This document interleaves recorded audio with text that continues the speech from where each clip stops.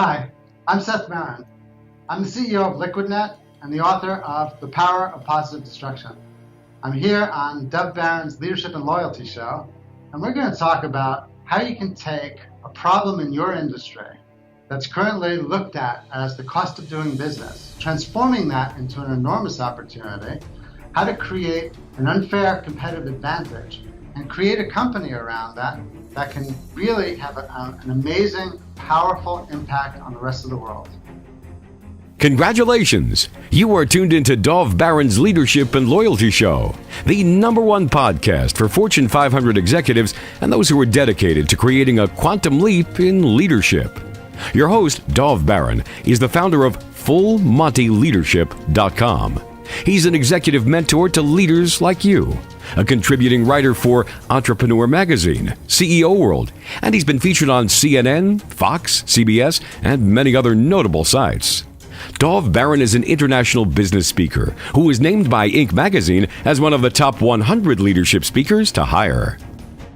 Welcome, dear friends, fans, and fellow aficionados of leadership excellence. Thank you for joining us here on this episode of Dov Baron's Leadership and Loyalty Tips for Executives, part of the Full Monty interview series, where today we'll ask the question, can destruction be positive? If you're a new listener, a new viewer to the show, thank you for joining us. Strap yourself in. We're about to go full Monty. If you're a regular, then a big thank you to you for making us the #1 podcast globally for Fortune 500 listeners. We are also honored and grateful to be cited in Inc. magazine as the #1 podcast to make you a better leader. So thank you for sharing the show with everybody you know. And remember, we always need your help in staying relevant, so please get yourself over to iTunes, rate, review, and subscribe to the show. All right, let's strip it down and dive right in. Watching and listening to this show, you're either a high-level executive, an entrepreneur, a sales leader, or a leader in some capacity. As such, we all know that we live in a time of massive disruption. A word that used to be negative. In fact, some of my favorite people were thrown out of class in school because they were disruptive. I don't know anybody like that personally when I shaved. But here's the question. Can we do the same with the word destructive? Can destructive be positive and even innovative? Well, our guest today says it can. And in fact, he's written a book on that entitled The Power of Positive Destruction. Seth Merrin is an entrepreneur, global business leader, a philanthropist who reinvented how Wall Street uses technology. Seth Merrin is currently the founder and CEO of Liquidnet, a trading network that connects more than 800 of the world's leading asset managers to large-scale equity trading opportunities in 44 markets across 5 continents. He's twice named as Innovator of the Decade, only the decade, by Advanced Trading. He was included in Forbes as the one to watch, and Treasury and Risk, the Treasury and Risk's 100 most influential people in finances list. Not too bad. So, ladies and gentlemen, please put your hands together and welcome Seth Merrin. Woo! Woo! The crowd goes wild. Welcome. Woo! Take your bow. Thank you, Dov. I'm very excited to be here. It's good to have you here, man. Really good to have you here.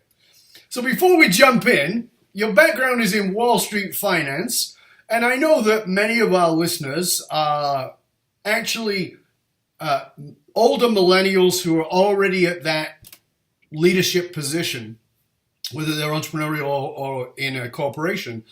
And one of the things that I've talked about a lot and talked a lot about in my book, my last book called Fiercely Loyal, was that millennials have an inherent distrust of Wall Street and big finance. So I want to address this right off the bat because that's your background. So your background's in Wall Street finance, but let's start today by talking about where the proceeds of this, your new book, are going. Tell us about that. Let's kick off there. It's an interesting place to start, Dov. Thank you. We, as Liquidnet, we started Liquidnet for good very early on in our history. And we said we want to have a higher purpose to Liquidnet, not just about making money. Our whole purpose is not about making money. We're not interested in attracting people that's all that they want to do. If that's all that they want to do, let them go work for Morgan Stanley or Goldman Sachs. Right. Here, we're doing things that we're passionate about, and that's fixing the industry and fixing parts of the world. So one of the things that we helped create was a village, a youth village in Rwanda to house the orphans of the Rwandan genocide. Right. And it's a 144-acre campus there, and it houses 500 high school students, people that were taken from the street, the most vulnerable youth in Rwanda, one of the poorest countries in the world. Mm-hmm. We bring them into this facility, and it's not an orphanage, it's not a school. It is a place where they live, 16 kids to a house with a house mother. These kids never thought that they would be able to call anybody mother again. Yeah. The house mothers have all lost their families. They never thought that they would have children again. And we put together the brothers and the sisters and the mothers and the cousins and recreate as much of the family life as we possibly can. And of course, we feed 800 people 3 times a day. We clothe them, and then we have a school there where they go to and they learn the most modern techniques. And it's a miracle. It's something that my wife started and that Liquidnet really has become very, very involved with. And we've sent over 100 people from Liquidnet around the world to go and volunteer at the village, management techniques, help create the finance, wire the whole village to become wireless, computer training. So that's where the proceeds from the book are going, to help support the kids in the village. That's awesome. Tell me, how did you get involved in that? Because again, it seems like it's a million miles from the Wall Street that we think of, that is sort of portrayed, the Gordon Gekko Wall Street. So how did you get involved in that? Because I want to come to your book, and I think it's an important piece, and we got a lot to talk about there, but I want to get to this because, one of the things for me is about soul-driven business. I'm all about soul-driven, purpose-driven organizations where people are approaching their business from a heart, soul, purpose, core level, caring, conscious capitalism, all those kinds of things. I think that's where the world is going, and I'm glad to see that there's some movement towards that. But I'm always interested in what's the catalyst, because you're this guy with these wonderful accolades. It seems, I apologize because that's always a presumption, but it seems like it's a million miles from that persona. It is, absolutely. The first thing is, I would say I'm a baby boomer, but yet I agree with your take on where the millennials see Wall Street and the financial sector. So, that was my view when I got into the business as well, too. And during the financial crisis, I would say that it was the large banks in Wall Street that brought the world to its knees. Yes. They neither admitted nor denied it, but, we all know it. Sure. So, it starts from a soul-driven, purpose-driven organization. What is it that you want your organization to represent? That is, a big part of your book, and how to attract and retain millennials as well. Sure. But it's also, it creates the culture that I want in this company, where I don't want mercenaries. I want people who are passionate about doing the right thing in the world. And, from a business perspective, that is everything about Liquidnet. We do business because, and we do it the right way, and we do it on behalf of our customers, and our interests are completely aligned. And that is what has really made us very, very successful. So we knew that we wanted to give back. We knew that we wanted to have a higher purpose, and we knew that we wanted to take the expertise that we had and make a serious impact, more than just what we call checkbook philanthropy. We didn't want to just write a check and say, spend it any way that you want, and I hope it helps. We decided that we would embark on a ridiculously difficult project in a world that we did not know, and make as large of an impact as we possibly could. These kids have absolutely no hope whatsoever. It came about one day at a lecture series that my wife and I sponsor at universities. And we call the lecture series Moral Voices. So it's always moral voices about some topic. Mm-hmm. And this one was at the Tufts University campus, my alma mater. It was Moral Voices Against Genocide. It was right when Hotel Rwanda had come out, the movie. Oh, yeah. So it was top of everybody's mind. Sure. And so we had one of the characters from the movie come in to speak to us. But before they spoke to the whole audience, we had dinner with this person. And we asked them, okay, well, what's the biggest problem facing Rwanda today? The genocide was 1994. The dinner was in 2005. So it was only 11 years after their Holocaust. Yeah. And he said, look, they had a population of 9.5 million people. And there were 1.2 million orphans in that population of 9.5 million. Now, they don't have any money. They live on $1 a day. That's their per capita income. They don't have orphanages. They have kids taking care of kids looking for their next meal. And my wife, and we remember the after effects of the Holocaust. And we said, one of the biggest problems that was facing the people who went to the concentration camps, who survived the concentration camps, is that afterwards they were put in these detainment camps for years and forgotten about again. Right. And that perhaps was even worse. It's all unbelievably terrible. But we felt an obligation that to these people because nothing had happened since their genocide. And so my wife went to Israel and said, well, there's no orphan population there. You must have done something effective after the Holocaust to deal with the orphans from the Holocaust. And they created the kibbutz. The youth village, which is essentially a kibbutz, but it houses these kids who have gone through, the worst horror scenes that anyone could ever imagine. And somehow they helped them put their lives back together so that they became functioning people. And, we didn't know anything about Rwanda, but God bless them. We went to the government and they were these were like crazy people from the Upper West Side of New York coming to Rwanda. Yet they helped us and they helped find a place and they were really, really welcoming. And in 2006, we broke ground. And in 2008, we had our first kids come into the village. Today, we've got kids going to University of Pennsylvania, going to Brown, going to unbelievable universities where they had absolutely no hope, no future. And today, it's all about the future. Wow, man. That is like that right there. I can end the interview right there and go, I'm totally inspired. That is so awesome. I want to salute you on that. It's so wonderful you're doing. Because one of the challenges, as you know, we had a little bit of a conversation before we were on air. And I'm a very political person and I'm interested in politics. I'm interested in what's going on in the world. And one of the challenges with the media is there's a new hyperbolic situation every 10 minutes. And the problem with that is that we forget the one that was yesterday very quickly.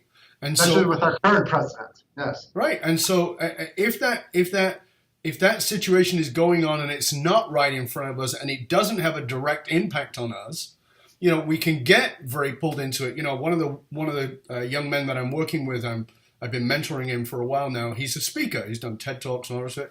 Real young guy. He's like 20 years old. 19 actually, and he's doing stuff raising money for kids in Africa, doing amazing stuff. And one of the things we talked about was that you're sitting at home, it's a rainy Sunday, and you're flicking through the channels, and all of a sudden that poverty porn comes on. That's his term, poverty porn.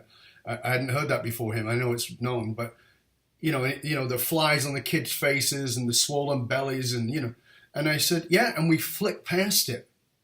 We look for the old movie rather than staying there. And I said, but what would happen if we could immediately transport people to that environment and actually have them feel what it's like? There's a very big difference. And that's what I loved about what you're saying. Checkbook, right? Checkbook philanthropy versus real breaking ground, on the ground, boots on the ground, doing the work. And this is why I'm really inspired by what you're doing, and I want to support you fully in doing this. And it's really great, as I said, that the proceeds from this book are going to that. It's wonderful. At Liquidnet, we feel that most people do want to give back. Certainly the millennial generation does. Absolutely. So either they do not know how, or they are not given an opportunity. Yes. So at Liquidnet, we made a big deal of actually providing that opportunity. Now, you have an opportunity not only to change the lives of the kids in Rwanda, but every person that's involved in the village, their lives are changed too. Of course. For the better, Yeah. right? So, it's a huge thing for Liquidnet, and it's certainly making a massive difference in saving people's lives. So here's what I find really interesting, particularly in the context of the title of this book, right? Which is Positive Destruction. Because Rwanda is a country that has been devastated by destruction. And of course, we have particularly in the context of something like Rwanda, a very negative connotation around that word destruction. Tell us your definition, because obviously it's the title of your book, and it's obviously got looking at destruction from a very different place. Tell us your definition of destruction. So destruction is destruction. Positive destruction is really the difference between incremental change, which is fine, Sure. and wholesale change. Positive destruction is you eliminate all of the barriers. People are constrained by what they know, right? People are constrained by what's been done before, what has not been done before. And positive destruction is about, and the analogy that I use is you can remodel a house or you can raise a house and start from scratch. If you're remodeling a house, then you're constrained by the foundation, by the walls, by the structure, and you can build something that's incrementally better, right? And that's great. And there's lots of room in this world for incremental change. Sure. But if you knock down that house, you're no longer constrained by any of that. You can build something that was not there before. And I firmly believe that in any industry, current or future, everything is pretty much ripe for positive destruction, meaning let's think about the problem differently, and let's certainly think about the solution differently. And we can come up with something that is much better, revolutionarily better than what is existing today. And there's so many examples, every single day of that happening. Whether it's, you could see what Amazon is doing to the retail field, right? Yeah. You can see what Netflix has done for our viewing pleasure. Yeah. You can see what Airbnb or Uber has done for our convenience. And they took a current model and they thought completely different. They got rid of any kinds of current barriers, current constraints, thought about it in a whole brand new way, came up with a whole new solution to something that obviously is making an enormous difference in today's world. Yeah, I mean, I like I said, disruption has become a positive term now. It was a negative term.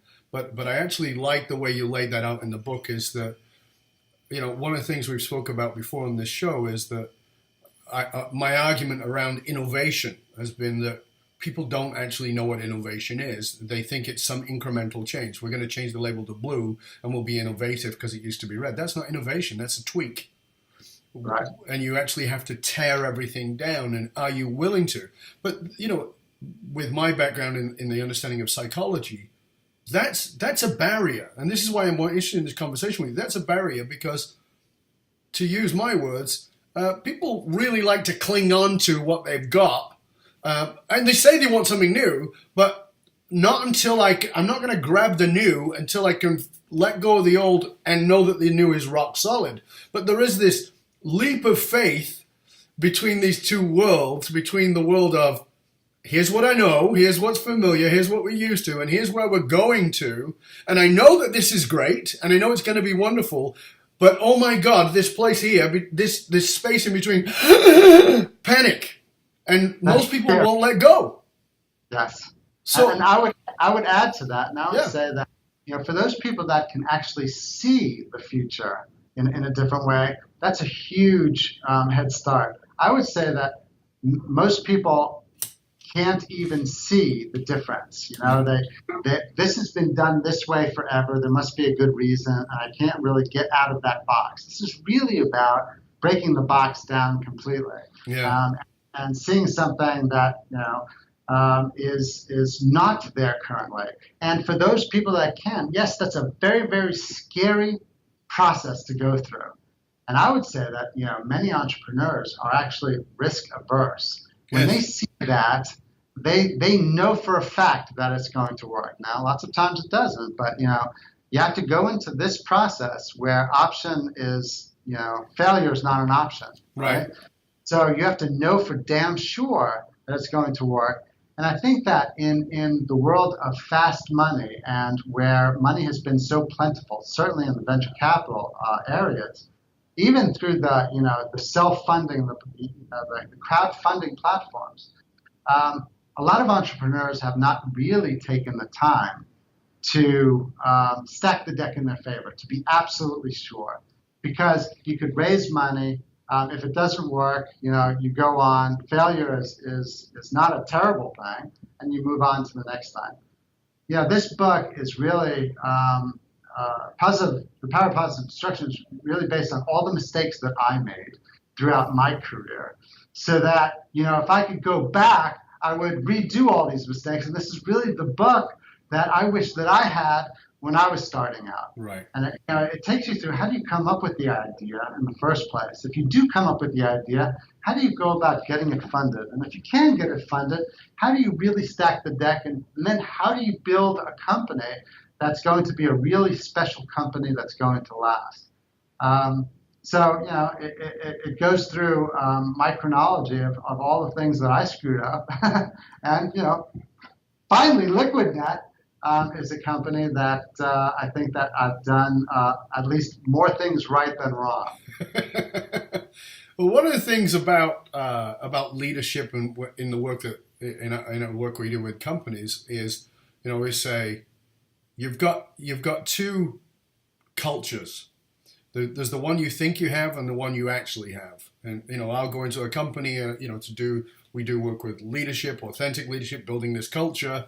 And we'll say, okay, well, tell us about your culture. And they'll hand me a brochure. And I go, that ain't your culture. That's a brochure. And they go, no, it outlines our culture. And I say, no, it doesn't. Because if we go in and we work with your company for, as sort of an undercover team, we're going to find out what the culture is. There's a culture, and I think you even outline it in here, which is the culture that is chosen, that you construct, or the one that happens by default. And the one that's constructed is everybody arrives at 8 and leaves at 5. Of course, that's not the rules anymore, but as an example. Meanwhile, I start at the company and I go, oh, I'm sorry, boss, to my manager, 15 minutes. It's okay. Everybody does it. We're all good with 15 minutes. Make it up on the end. Now we know what the real culture is. You talk a lot about this, understanding this culture piece. And furthermore, at Liquidnet, which I'm really fascinated by, is you have a no title policy. Tell us about your culture and this no title policy. So I agree with you 100%. You either have a culture by default or you have a culture by design. Right. And if you don't have it by design, it's going to be by default. Yeah, and it probably isn't what you want. And when you're building a product, you put a lot of thought into it. You design it, you create it, you think about the end user experience. Now, you're bringing together a whole bunch of people that have never known each other before. And you have to design it. You have to create it. You have to understand and you have to project what the outcomes are that you want from that company. And that's what you have to build into the ultimate culture. So, and there are 1,000 different things that I'm sure, you have to implement, and you have to design, and you have to create. So, for us, some of the really, really important things were, one, we wanted everyone to be passionate about what they're doing. We want everyone to be an owner. So how do you enforce that? You give everybody stock, right? So that you are an owner, right? In fact, you are an owner. We expect you to act like an owner. And that means, everything that goes along with it.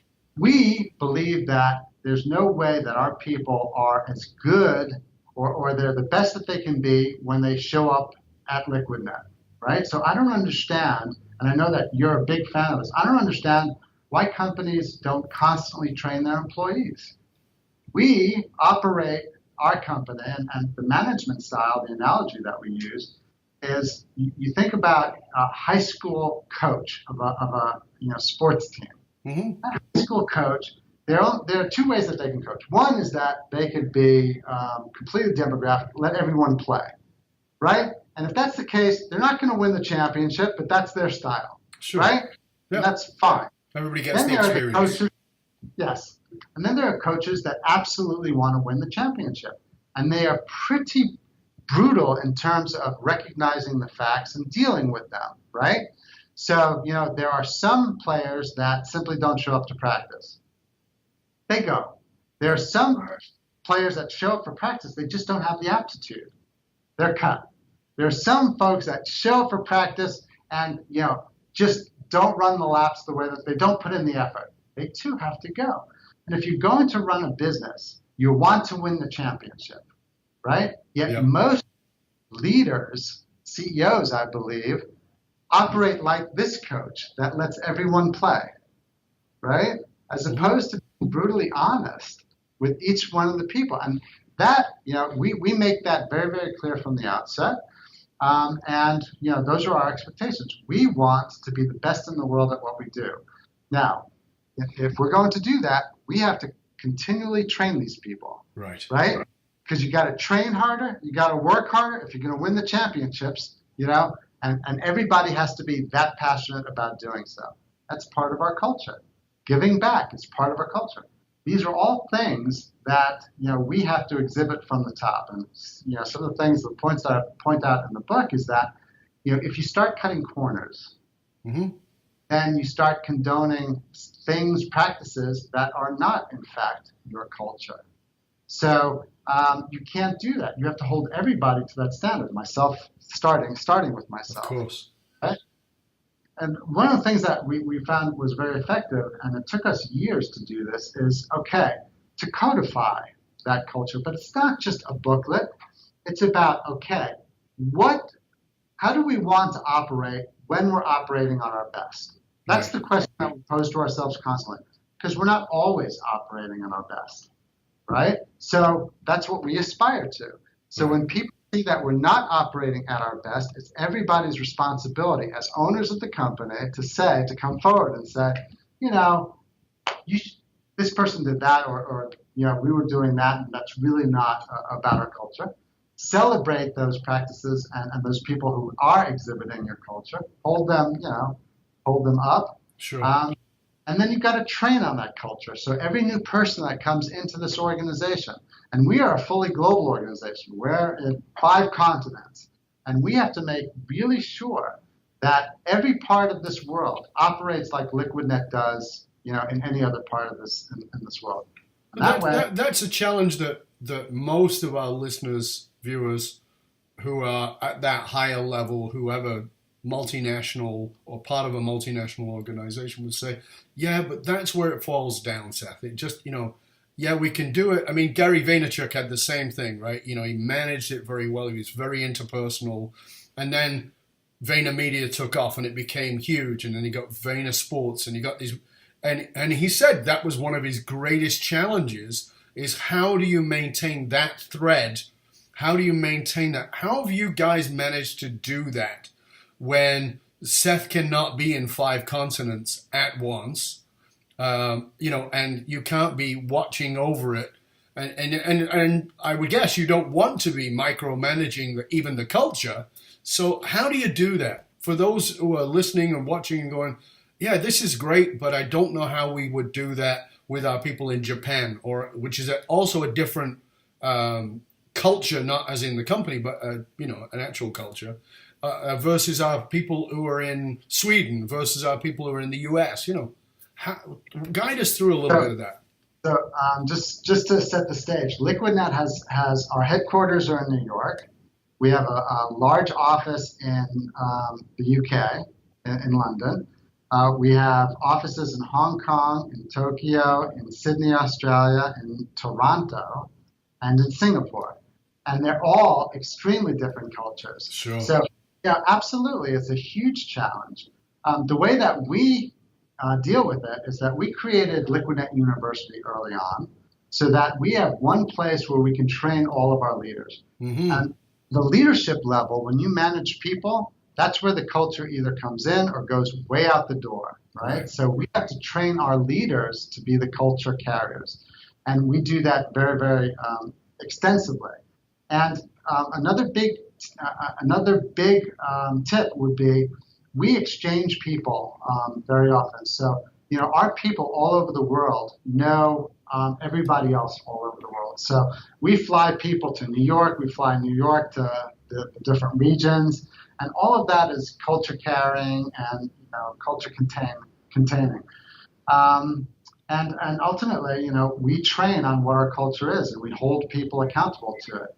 So I will tell you that we've been so effective, and this is sort of a measure of how you know how effective you are, that everybody knows what our culture is and what the expectations are so well that if we hire somebody that does not fit into our culture, we have what I call a very, very effective organ rejection mechanism.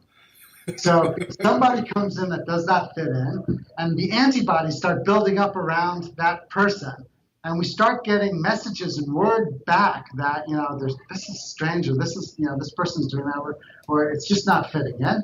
And that way, we actually can expel that foreign body much more quickly. Because in this whole culture commentary, firing is just as important as hiring. Like that Absolutely. coach, right? So if you let somebody who is anti your culture stick around, you're condoning that. And that creates a cancer and a message to everybody else that says, maybe this isn't as important to leadership as they say it is. Yeah, that's a great point. I mean, Tony Hsieh, I think, was probably one of the first people to really step into that when he started paying people to leave. It was like, because it's more expensive to keep you than it is to pay you to leave if you are in any way damaging to the culture. And I just don't think many of the leaders today really get that. They get the investing in your people. Well, we put all this money into these people, and millennials, they don't stick around. Well, if you don't train them, what's it going to cost you? We're not going to fly people from one country to the next, or one continent to the next to understand the culture. Well, then you've got a different culture and a different environment, and that's costing you. It's interesting, Seth, because you're in a world of very much hard numbers, but this conversation, for the first half of this conversation, is entirely around the soft stuff of business. And one of the things I say is that the soft stuff is the concrete that because concrete is liquid, it goes in soft first. It's the concrete of your business. What would you say to the leaders watching this and go, oh, this is all a bit woo-woo, it's all a bit soft skill stuff for me? What would you say to them, being that you're a guy from the hard numbers world? I agree with you 1,000%. So you asked me about no titles, right? Yeah. And that too is all part of it. So, this all goes towards, we want as many brains thinking about what our future is, new products, new ideas as we possibly can. And Wall Street is all about titles, right? So you have an associate vice president, you've got a vice president, you've got an executive vice president, you've got a super duper executive vice president, right? General vice president. Right. So, imagine the super duper vice president sitting next to the associate vice president, and that associate vice president will not talk up in a meeting because you've got so many levels ahead of them. Yeah. So, we wanted to abolish that, and we wanted to make it much more egalitarian, whether I'm there or not. I want everybody to have a say and to be able to speak up freely. So get rid of those things. The other thing is that when you have titles, people generally aspire to want to achieve the next title. That doesn't do anything for the company. We want people to aspire to take on more responsibility. That's how they get recognized. Right. That's good for us, and now that's good for them as well. But to go back to your point, the better people work together, and certainly if they know each other, they're going to work better together. Yeah. If you get rid of all these barriers like titles, and everybody is made to feel that they are worth something, and that you take the time to train them and invest in their futures, then you can eliminate a lot of the time-consuming bureaucracy and turf building and backstabbing. That is the kind of stuff that just does not work at Liquidnet. That's the kind of stuff that starts the organ rejection mechanism, right? So if you don't have any of that, we haven't always been the way that we are today. This is always a work in progress, right? Mm-hmm. But I will tell you that the difference between, our competition and us, where we have, very little of that interference coming in, we could move much faster because the people like to work with each other. We have a very collegiate atmosphere. And all those soft things lead to the hard numbers, absolutely, in a direct line. So how do you answer the leaders watching, listening, who say, yeah, this is great, but in our experience, because I get this as a question, in our experience, millennials are wanting a promotion, a new title and a promotion every 3 months. How do you address that? Because you're obviously not about the titles. So you eliminate them. You eliminate the problem. The biggest thing, we started off with titles too. And we had this title creep, which is why we said, let's just get rid of it. People were concerned about our ability to hire. Mm-hmm. So somebody coming in from one of our competitors as a vice president, they come in and they don't have a title. Is that going to be a problem? Right. It turns out it's not at all a problem. In fact, it eliminated that whole debate that we had to have with every person to determine the correct title for them. Oh. So it eliminates the problem. It doesn't foster it at all. And I think that you have to get to the bottom line of what millennials really want, and understand that and be able to cater it. But you have to do it authentically. You're not going to fool anybody if you put in a social responsibility part on your website.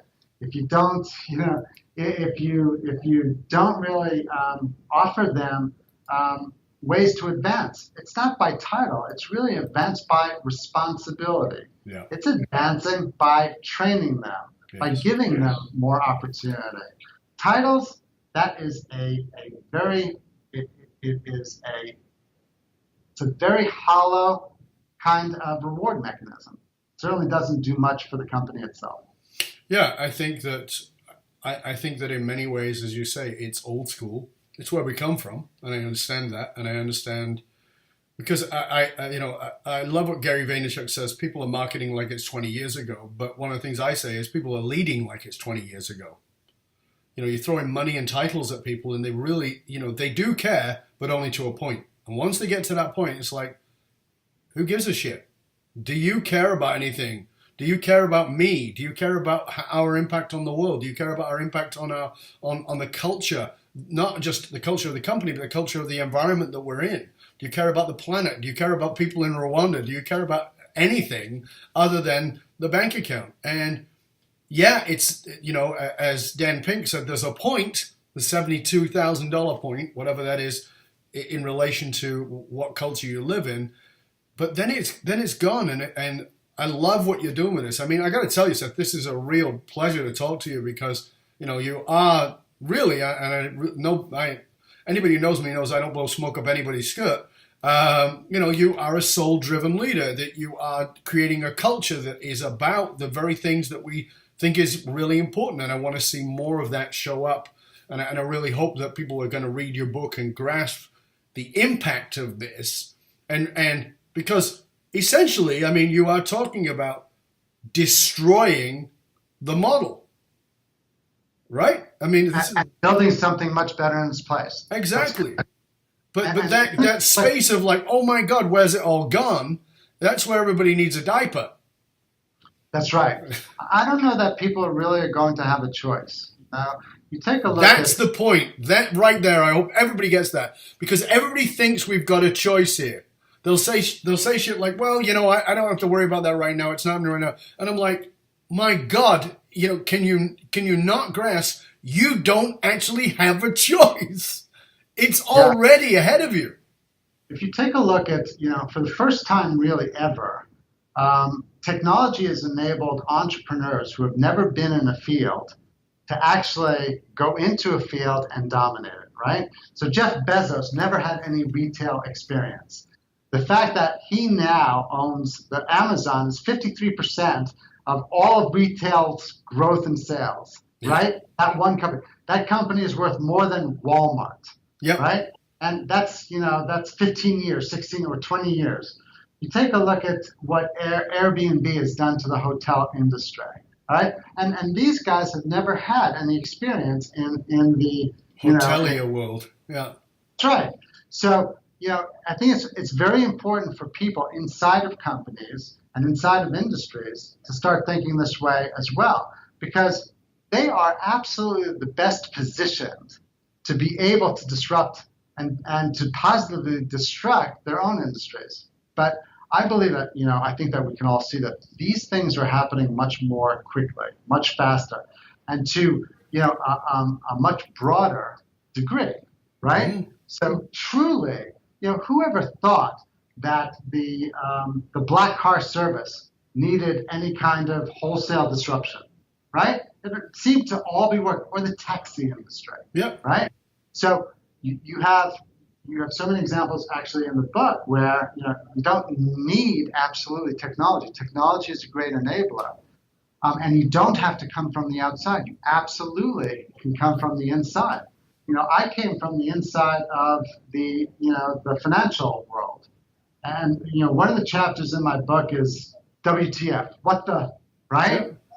And that is a great place to start with positive destruction. Just say, if you're one of those people that say, why the heck do we do it this way? Yeah. And when somebody says, well, that's the way that we've always done it. That is a great place to start to either rebuild your company, to positively destruct your industry even, and start saying WTF more often to the things that have been done forever, but you can't figure out exactly why. And I think this is why millennials are so frustrating to baby boomers, because they are willing to go, this doesn't make sense. This doesn't make sense. So I'm not going to do it. Listen to them. Exactly, listen to them. So one of the people, I remember people saying to me around something I was doing many, many years ago, like 25 years ago, somebody saying to me, you haven't paid your dues. And one of the things I say to the leaders that I work with is, listen, millennials won't pay their dues. They will, but not in the way that you think that dues have to be paid.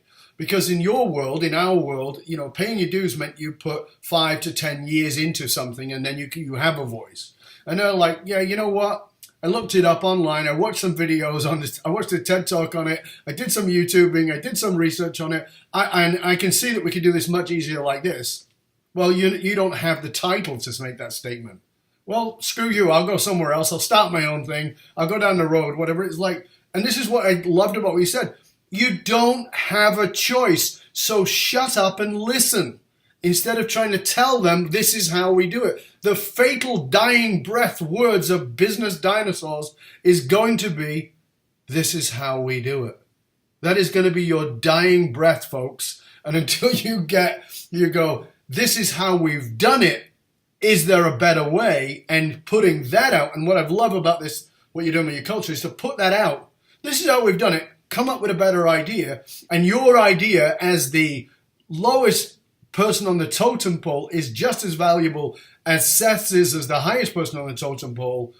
Wow, that is magnificent.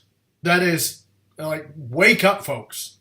In the book, I talk about a meeting that I had once, and I was very excited about this idea, and I was telling everybody about this idea, and there was an intern that was sitting next to me, an intern, not even graduated college, who raised their hand and said, no, that's not going to work.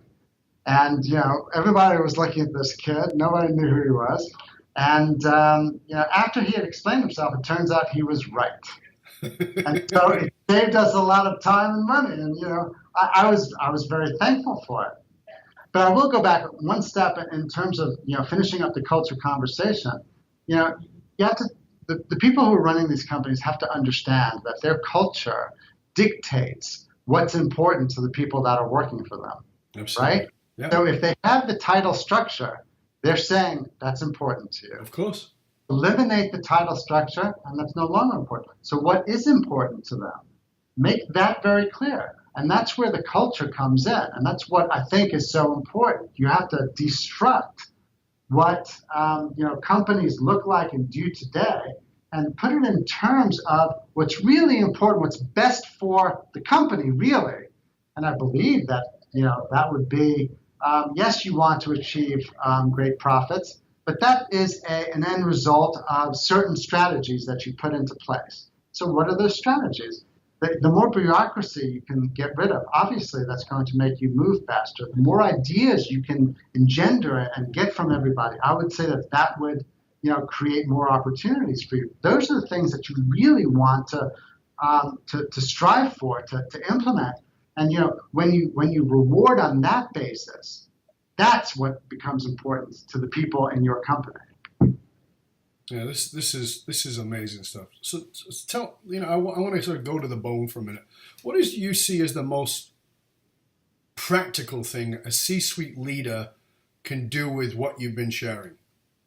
What is the thing that you want them to really take a big bite out of? I think that, to your point and to what we've been speaking about, a lot of people are afraid of what we would call positive destruction. Mm-hmm. And I would say, don't be afraid of it, because there are steps that you can take to get there that are not so scary. And again, it doesn't have to be, a first-time entrepreneur. It should be you inside of your company or people inside of your company. And the basis there, and something that I talk about in the book, is you have to create an unfair competitive advantage, right? What is it? What is the first, second, or third largest problems that your customer base has? And a lot of those problems can be looked at, and probably are looked at, as simply a cost of doing business. I'll give you an example of Liquidnet. Yeah. Liquidnet is a community. It's technology that connects 900 of the largest asset managers around the world and lets them trade among themselves in large wholesale size. So the problem that we were solving, was that institutionally managed assets, people who manage mutual funds and pension funds and 401k plans, their assets grew 40 times over 30 years, right? So today it's a massive amount of, it's trillions of dollars. Right. Now, when you want to buy 100 shares of something, you can press a button, buy 100 shares, and that's a very efficient market, no problem. But when you have to buy 1 million shares of something, that becomes a problem. And that creates a supply-demand imbalance. And anybody that's taken economics knows that if you have more demand than supply, the price moves. Of course. So there was a whole industry. When Liquidnet was founded, there was a whole industry that was created to simply measure how much the institutions move the market every time they go and trade. Not fix it, but like everything in Wall Street, they wanted to measure it. Right. When they measured it and they added it up, it turned out to be $100 billion a year tax on all of our returns. Wow. $100 billion a year. That is, a massive amount of money and something certainly worth solving. Sure. So people looked at that as a cost of doing business. And we came in and we said, how do we solve this problem? Let's look at it. Let's say, WTF? Right. It shouldn't be that way, right? And let's fix this. It's a problem. Right. So we used technology. We connected all these people. We said, okay, now let's share all of our liquidity so that, we created a wholesale market where there was only retail stores before. And that wholesale market now serves 44 different markets around the world, about more than 70% of all the traded companies in the world. And we've been extremely successful because we looked at it as a problem, as a serious problem, and we figured out how to fix it. That was our unfair competitive advantage. We allowed people to trade 1 million shares when they were able to trade only 200 shares before, right? So we stacked the deck. If more people internally and more entrepreneurs took the time and simply, a lot of entrepreneurs say the furniture industry is $1 trillion industry. All I need is 1% of it, and we're going to be very successful. That's not a business plan, right? And you have, I have a great example in the book about the cement industry. The cement industry always, when they were serving cement or delivering cement to a large builder, of a building or a shopping mall, they either delivered way too much or way too little. Either way, it cost a lot of money. Delays or just having too much cement. Right. So Cemex is a cement company based in Mexico. A cement company based in Mexico. Not necessarily the most technologically advanced or, it's not Silicon Valley. What they did was they took a process, just-in-time inventory, from other industries that had never been applied to the cement industry. Think about it. Now, I always have the cement that I need at the time that I need. I'm neither paying more for it or I'm not waiting for it. That disrupted the entire industry, and with that one process, they became the largest cement supplier in the world. Amazing. This was simply looked at as a cost of doing business, right? Somebody said WTF, right? And they solved that problem. Now, I think that you can do that in every industry, in every company. If you spend the time to just do that, to think about it, take some time away from being in the business, work on the business, take some of your best thinkers and say, or talk to your customers and say, okay, if you had a magic wand, what could I possibly solve for you? Right. And, it would be great if they said, well, I know it's impossible, but right. That's where you focus your energy. I think that's a really great tip is like, I know it's impossible, but so that could even be the frame of the question. What is the problem you wish you could solve that you look at and you go, I know it's impossible, but what is that? That really opens the mind of your people. Then you're getting together and saying, okay, we are now the innovation incubator for that, rather than what's the next big idea, which is what I think a lot of people do. And again, that's that innovation tweet nonsense, as opposed to really, let's just tear it down and see what's really there. One of my things when I go and work with a company is I'm always like, you think this is the problem. I promise you it's not the problem. It creates problems, but it's not a problem. It's a symptom. And most leaders don't have, and I'll be really blunt about it, most leaders don't have the balls to look below the surface and say, hold on a second, because what I do is root cause analysis. What is the psychological driver that's making this thing go this way? That your people are leaving, it isn't because of why you think. I know you think it's because of this, but it's not. That's a symptom. Here it is underneath. And you're doing that with problems. And I love that. You're going, this is just the way it is. And again, fatal words. It's just the way it is. And one of the things I say to people, as a human being, the most dangerous word you'll ever use is, it's not that bad.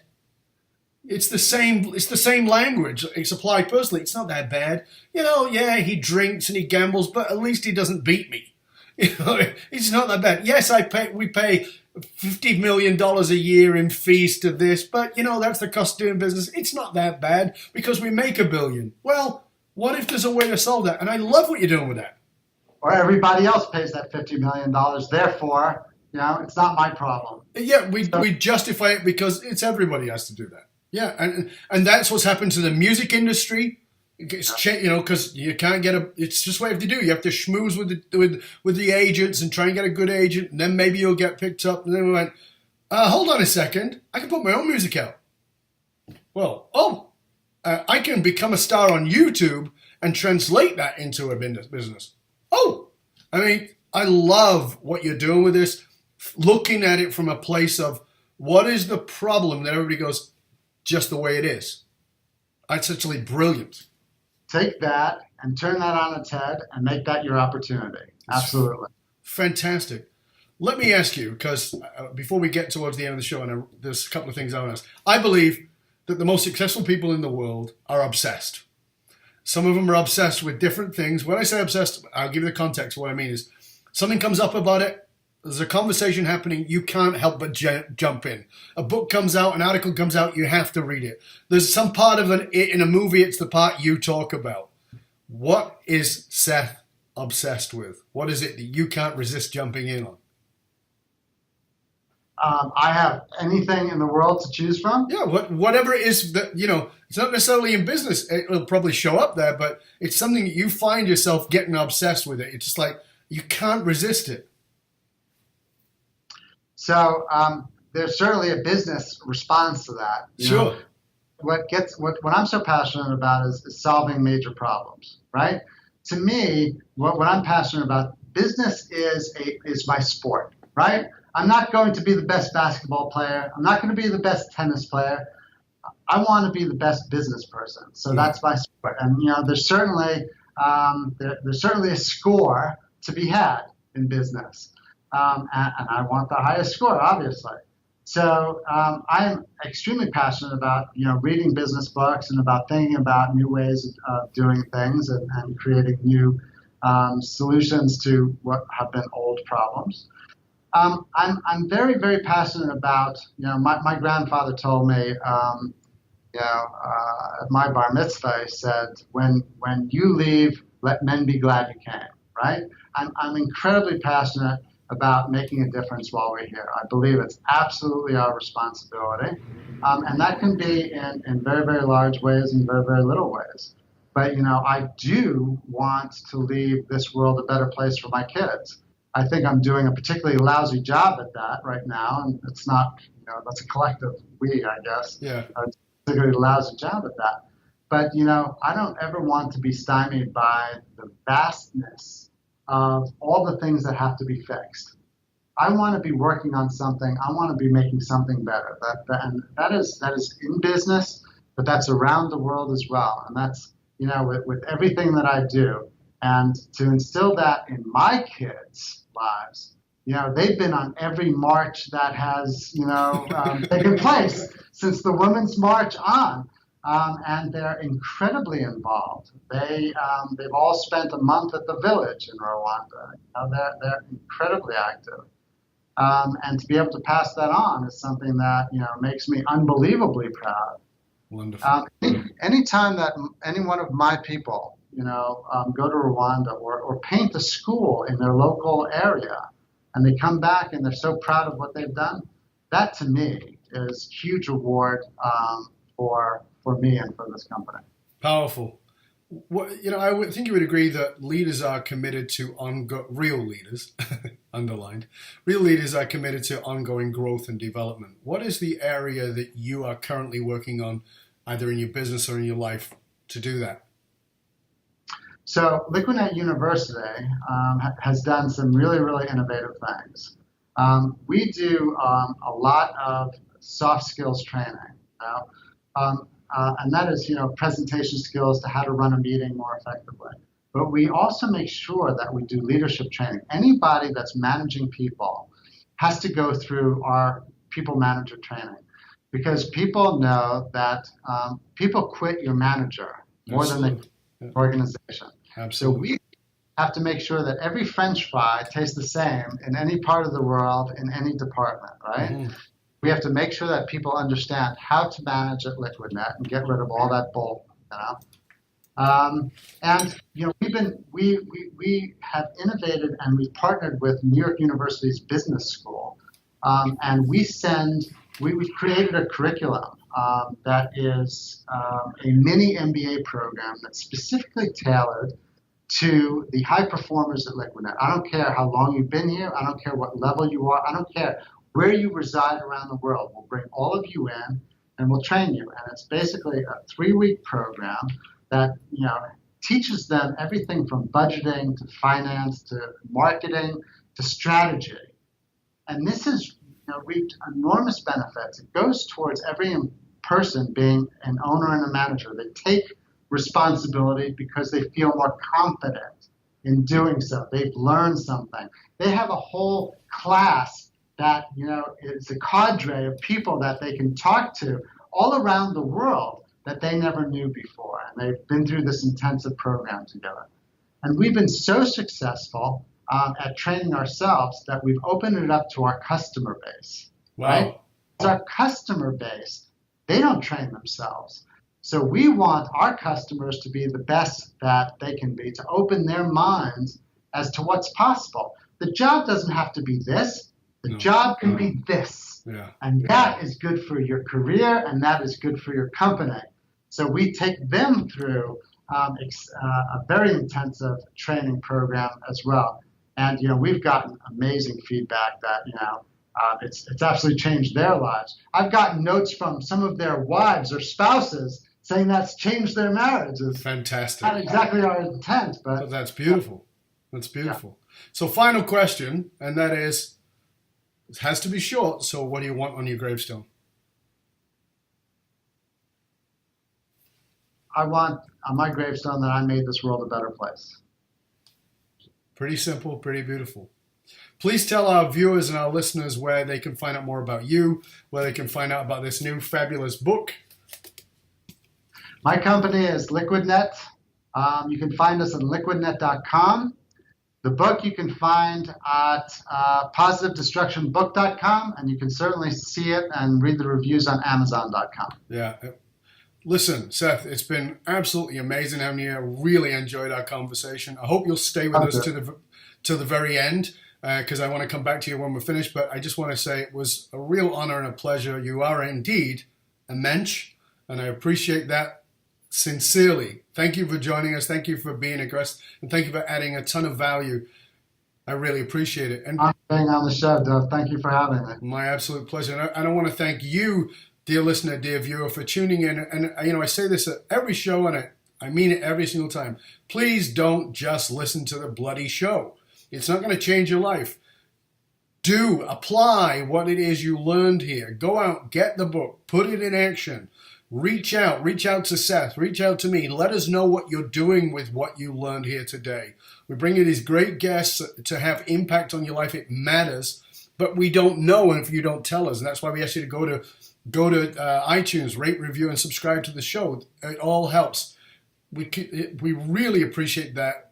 And it's important to us. And remember that research consistently shows that one of the biggest challenges facing companies today, the most successful companies, is somewhat counterintuitive, that the fast-growing companies often hit the point where they realize that they're spending a fortune attracting and training the right people, but they can't keep them. They've got this horrible turnover rate. So if you're sick of investing in getting the people, even training them, but you can't keep them, before you've had that return on investment, then reach out to us at fullmontyleadership.com, where we provide the essential leadership skills to rekindle and amplify the hidden loyalty assets inside of your organization. And we can change the results for you and bring down your retention rate so that you're not having to spend all that money. It can make a massive difference, because this is fullmontyleadership.com, providing you with the concrete soft skills to get you and your organization to the top and keep you there. Why? Because you can't outsource authenticity. So please, we appreciate you. We appreciate you going to iTunes, rating, review, and subscribing to the show. Until next time, this is Dov Barron, fullmontyleadership.com, saying, stay curious, my friend. Stay curious about what it is you need to completely, totally destroy that everybody else just thinks is the price of doing business. Till next time, this is Dov Barron, and I am out.